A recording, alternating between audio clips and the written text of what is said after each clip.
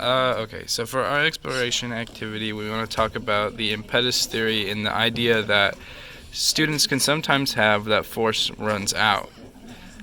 So what they're going to do is open this simulation, Forces and Motions, from PHYS, Colorado, and we're going to see instead that instead of force running out, it is force being overcome by another force. So if we look at this here, we can see once the box is let go, it still has a force of friction. And what that means is that once the applied force is taken away, the only thing left is the force of friction, which means there's nothing speeding it up, only slowing it down. So the force of friction is overcoming the applied force.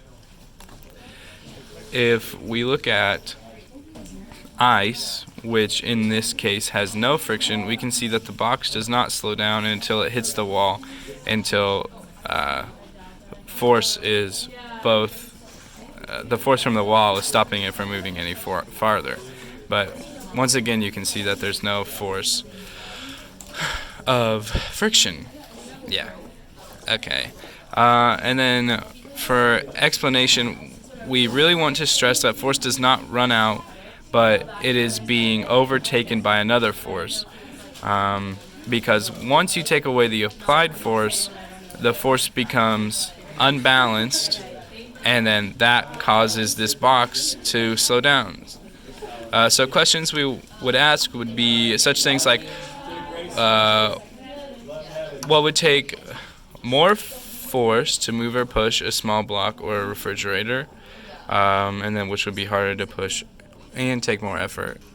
And here you can see you can change the mass of each of these objects and see that this one takes far more applied force than it does for the box.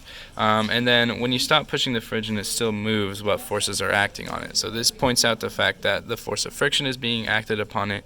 And then when it's on ice, what forces are acting on it. And there's no force of friction, so the only thing that stops it is the wall in the end.